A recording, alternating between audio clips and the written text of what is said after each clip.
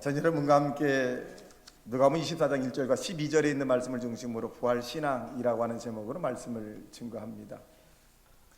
부활절이 2주 전에 우리가 하나님 앞에 영광을 돌렸는데, 이 부활절 예배로 하나님께 영광을 돌렸다면 저와 여러분이 당연히 계속적으로 부활의 신앙을 믿고 부활의 신앙을 가지고 살아가야 합니다. 부활의 신앙이라고 하는 것은 뭘 의미해 주고 있냐 하면 기쁨을 얘기합니다. 편안을 얘기합니다. 소망을 얘기합니다. 그리고 두려움이 아닌 담대함을 말해주는 것이 바로 부활의 신앙을 얘기해 주고 있습니다. 그런데 어떤 사람은 이렇게 부활의 신앙을 믿고 부활의 기쁨을 얻고 또 부활의 편안을 누리며 살아가는 사람이 있는데, 또 다른 한편에서는 부활의 신앙에 대한 부분을 우리가 인정하지 못하고 또 기도해도 응답을 받지 못하고 찬양을 해도 기쁨이 없고 또 봉사를 해도 또 여전히 외로운 그런 사람들을 우리가 볼 수 있습니다. 그 차이는 무엇일까요?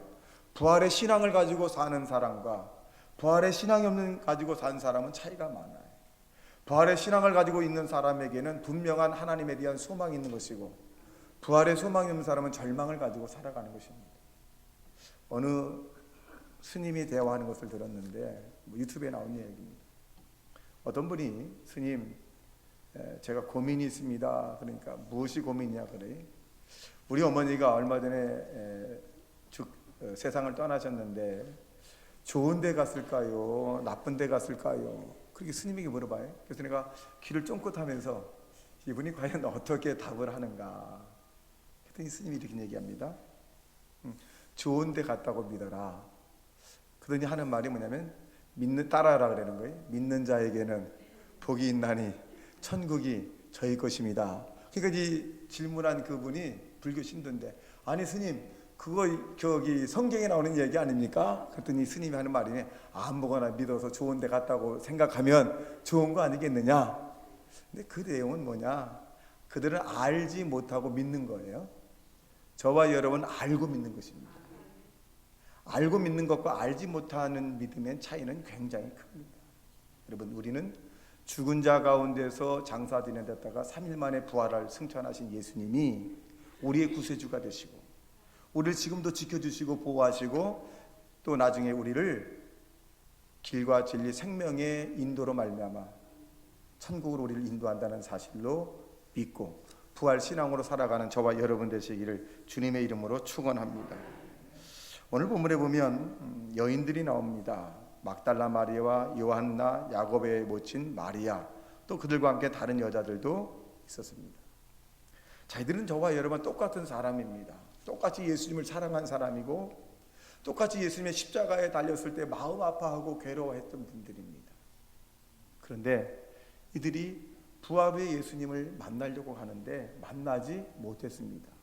물론 나중에는 이들도 예수님을 부활 후에 만났습니다. 왜 이들은 부활한 주님을 금방 만나지 못했을까요? 첫째로 오늘 본문에 보면 이들은 5절에 기록되어 있습니다. 여자들이 두려워 얼굴을 땅에 대니 두 사람이 이르되 어찌하여 살아있는 자를 죽은 자 가운데서 찾느냐.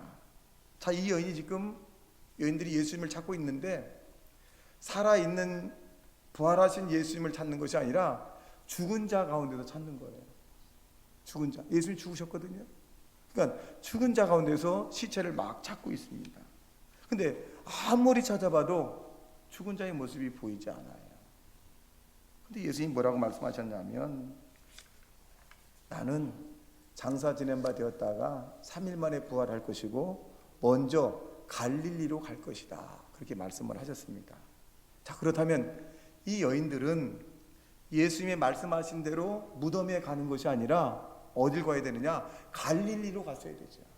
갈릴리에 가서 예수님이 말씀하신 대로 부활의 모습으로 올 것을 믿고 기다려야 되는데, 이 여인들은 예수님이 살아생전에 말씀한 그 말씀을 잃어버리고 시체를 향해 찾아가는 거예요. 죽은 자를 찾아서. 여러분, 죽은 자 가운데에서 찾으니 예수님을 만날 수가 없는 것입니다. 마태복음 22장 32절의 말씀에 보면 나는 아브라함의 하나님이요 이삭의 하나님이요 야곱의 하나님이로다 하신 것을 읽어보지 못하였느냐.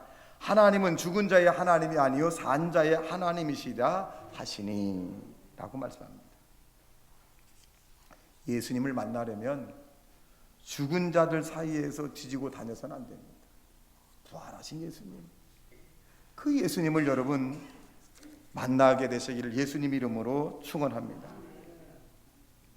어느 이슬람교도가, 아주 신실한 이슬람교도가 갑자기 개종을 했어요, 기독교로. 그래서 그 이슬람교도 내에 중직이 있는 사람들이 막 난리가 난 거야. 왜 저 사람이 갑자기 이슬람교도인 사람이 어떻게 기독교로 개종을 했는가. 그래서 그 사람을 이제 소환을 했습니다. 그래서 당신이 이슬람교에서 기독교로 개종한 이유가 뭐냐 이제 추궁합니다. 이분이 뭐라 그러냐면, 선생님들 제가 하나 질문을 하겠습니다. 얘기해 봐라. 제가 길을 잃었습니다. 길을 잃었는데요, 죽은 사람에게 길을 물어봐야 됩니까? 살아있는 사람에게 길을 물어봐야 됩니까? 그랬더니 이 사람이 지금 말장난하는 거냐? 응? 그걸 지금 내가 죽은 사람에게 길을 물어보면 대답을 하겠냐? 산 사람에게 길을 물어야 길을 가르쳐주지. 이 사람의 말이 뭐냐면, 내가 이슬람교인인데 내가 믿는 마호메트는 메카의 무덤에 가만히 계시고, 또 내가 새로 믿음으로 대상을 잡은 예수님은 살아나셨습니다. 죽은 자에게 가서 내가 내 영혼의 길을 물어본들 대답을 못 하잖아요. 근데 예수님은 부활하셔서 내가 곧 길이요 진리요 생명이니 나로 말미암다고는 아버지 볼 자가 아무도 없다. 살아나신 예수님에게 내가 물어보는 것이 무엇이 잘못입니까? 우리는 부활하신 살아계신 예수님에게 우리의 영혼의 길을 맡기는 겁니다. 죽은 자에게 우리의 영혼의 길을 물어보는 것이 아닙니다. 그러므로 저와 여러분은 죽은 자처럼, 죽은 예수님, 부활하지 못한 예수님처럼 믿지 말자는 것이에요. 죽은 자처럼 믿는 사람이 어떤 사람이에요? 어떤 문제가 생기면 절망하고 하늘이 무너지고 땅이 꺼지는 것처럼 한숨을 푹 쉬고, 이제 내가 살아서 뭐하냐, 죽어버려야지. 그리고 모든 일들이 원망과 불평으로 가득 차게 됩니다. 의욕과 목표와 소망이 없어요. 인간이 뭐 때문에 살면, 왜 살면, 어디로 가는지도 모르다고, 아이고 내가 왜 살아서. 이게 죽은 예수님을 믿는 사람이에요.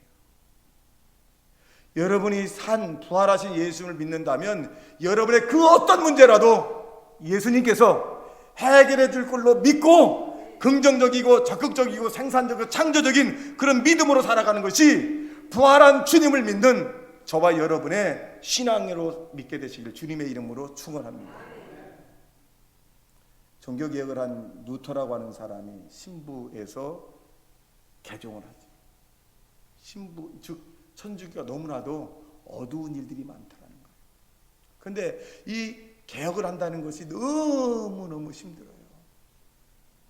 그래서 이 루터가 포기해야 되겠다. 너무너무 거세더라, 이 교 세력들이.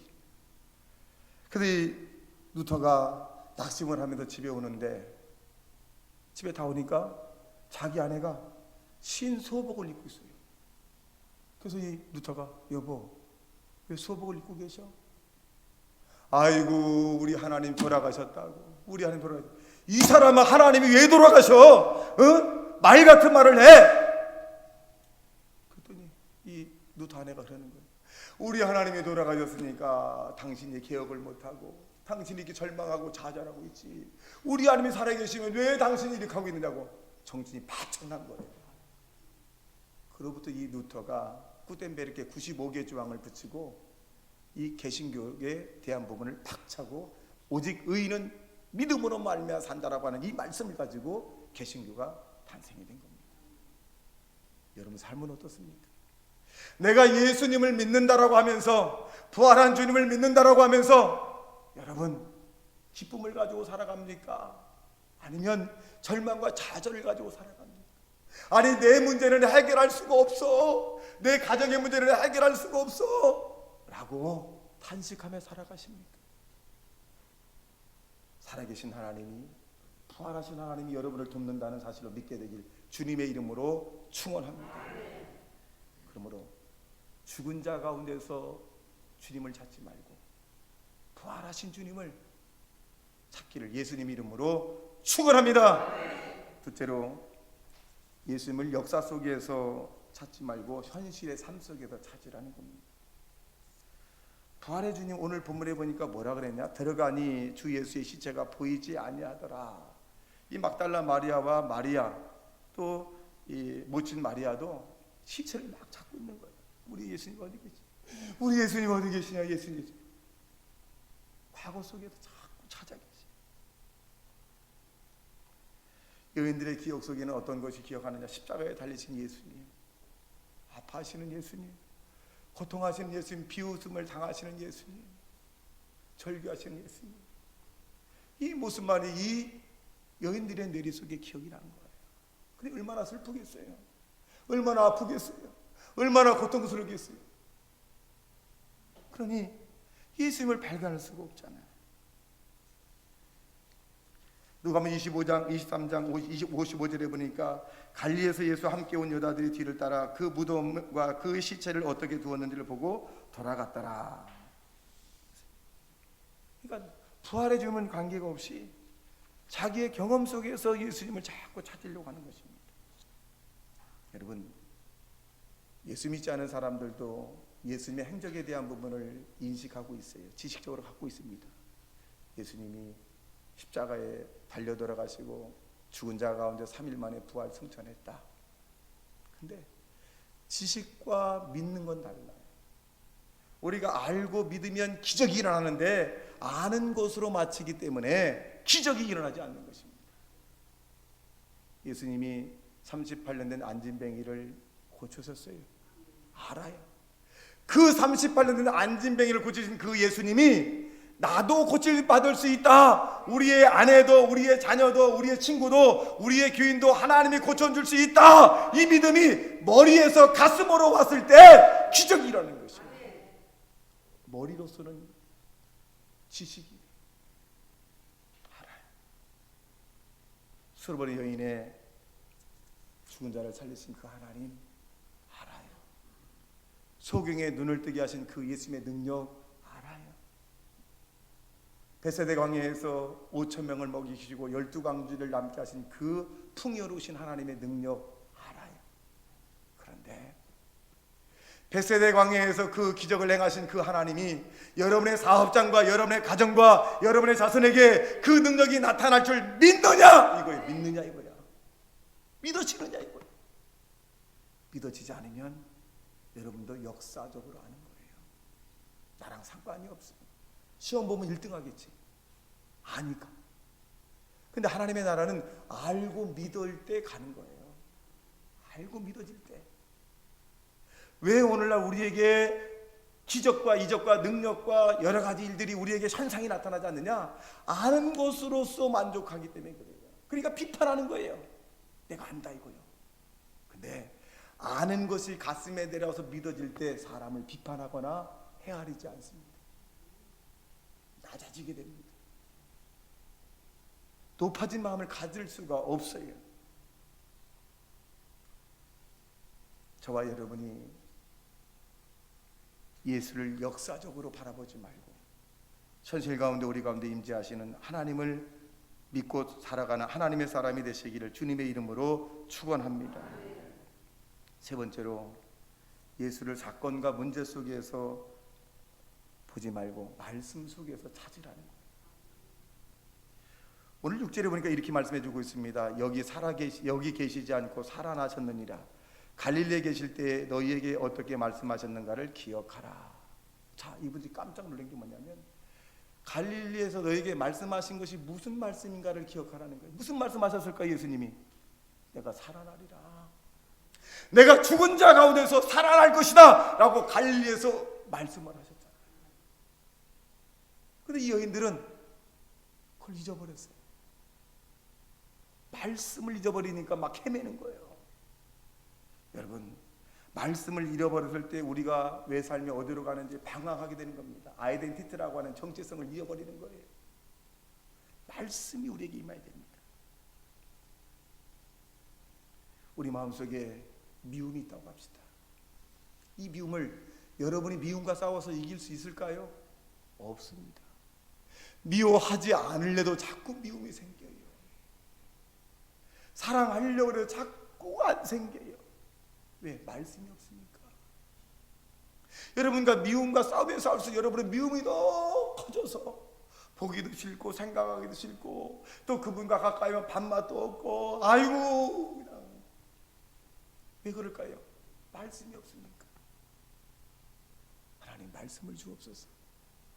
하나님은 사랑이시라. 사랑하는 자는 하나님께 속하고 사랑하지 않는 자는 하나님께 속하지 아니하나니. 야, 하나님의 사랑. 그래. 내가 사랑할 때 하나님을 알고 사랑하지 않을 때 하나님을 알지 못하는구나. 보는 바 사람을 사랑하지 못하는 자가 보이지 않는 하나님을 사랑할 수 없다. 독생자를 보내셔서 나를 사랑하셔서 그 모진 십자가를 지시고 고난당하신 그 예수님, 내가 무엇이 간데 주님 나를 사랑하십니까를 깨닫게 될 때 미움이 한 길로 왔다가 일곱 길로 도망간다는 사실을 믿게 되길 주님의 이름으로 축원합니다.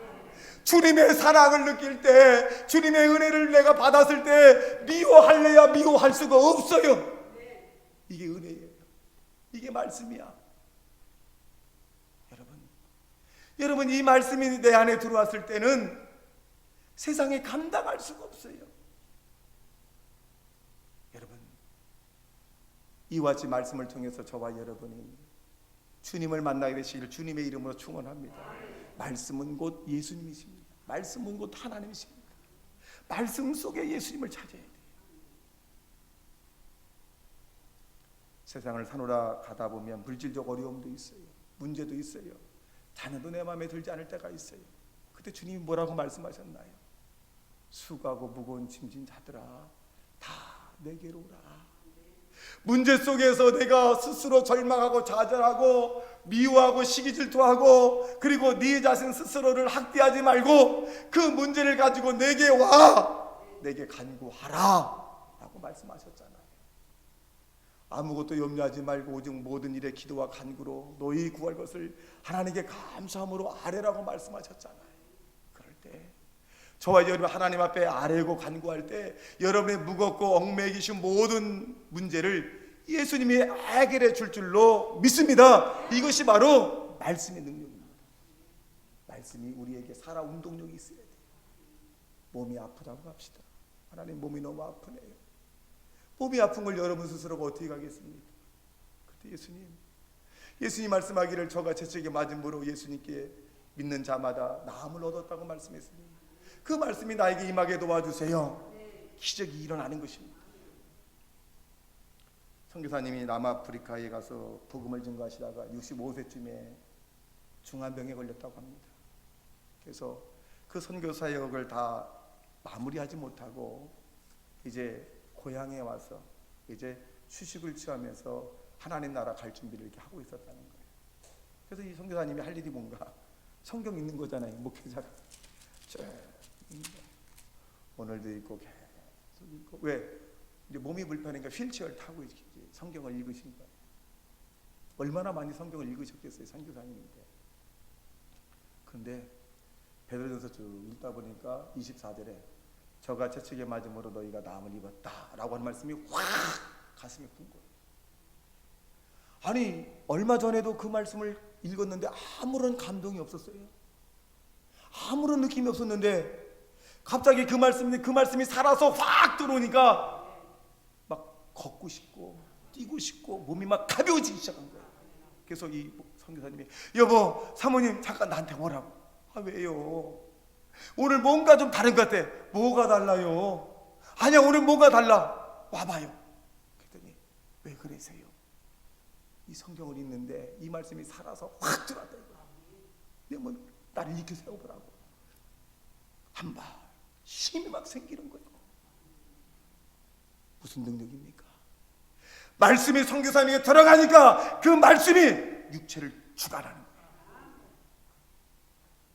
이런 일들이 그 선교사님에게만 임하는 것이 아니라 말씀을 사모하고 그 말씀이 여러분에게 임하기를 원한다면 내 믿음대로 될지어다 나타나는 겁니다.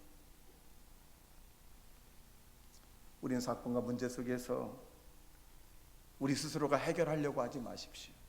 사람은 태어날 때부터 하나님이 해결해 주기 위해서 기도하게 만드는 것이고 믿음이라는 게 필요한 것입니다. 여러분 스스로 사건과 문제를 해결하려면 너무너무 힘들어요. 여러분 차라리 하나님 말씀을 통해서 사건과 문제를 해결하는 지혜가 임하게 되시기를 예수님 이름으로 축원합니다. 8절에 이렇게 말씀합니다. 그들이 예수의 말씀을 기억하고 만나는 거예요. 기억하지 못할 때는 막 헤매는 거예요. 여러분도 하나님의 말씀을 기억하고 말씀이 가는 데까지 가고 말씀이 멈추는데 멈추시기를 주님의 이름으로 축원합니다. 말씀을 뛰어넘으려면 안 돼. 말씀이 사랑하라. 내가 모든 것을 내려놔야 돼요. 사랑해야 돼요. 문제가 너무 많고 복잡할 때 기도하라. 그럼 기도해야 돼요. 또 고통스럽고 내 한계를 느낄 때 감사하라. 그냥 감사해야 돼요. 감사하고 기도하고 우리가 하나님 앞에 간구할 때 그 나머지는 모두가 하나님이 해결해 주시는 것입니다. 그 말씀입니다. 말씀이 삼라만상을 붙들고 계시잖아요.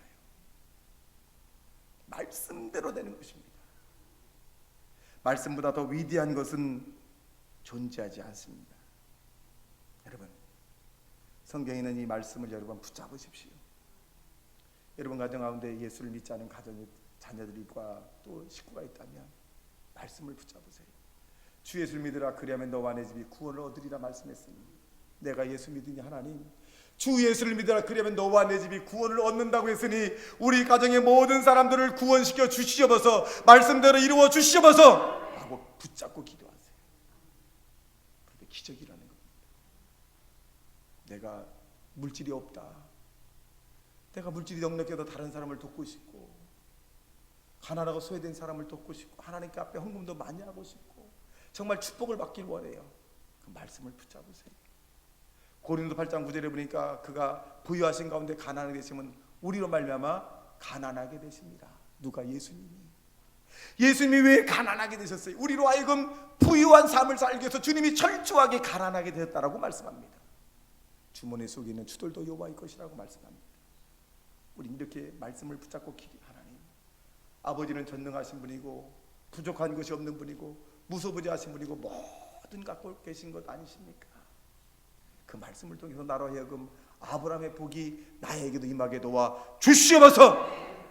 말씀을 붙잡고 기도해야 돼요.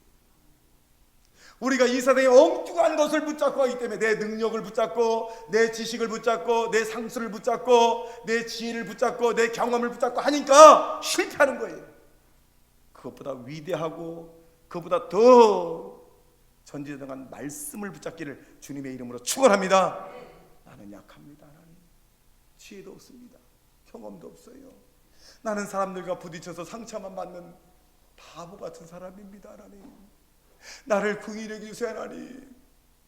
여러분 이런 사람을 하나님이 이루어 주시고 이런 사람과 함께 한다는 사실로 믿어서 주님의 말씀만을 붙잡고 나가는 저와 여러분 되시기를 주님의 이름으로 축원합니다. 이것이 바로 부활의 신앙입니다.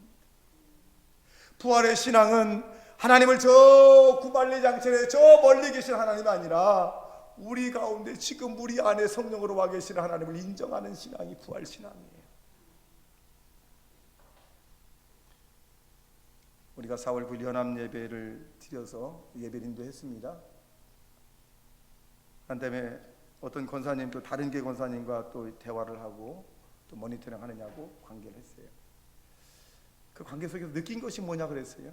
예배드린 그런 삶 속에서의 느낀 것이 뭐냐 그랬더니 그분들이 이런 얘기를 합니다. 목사님, 연합 예배로 예배드리니까 느낀 것이 한 가지 있어요. 그게 뭐니까 살아계신 하나님을 처음 했어요. 살아계신 하나님.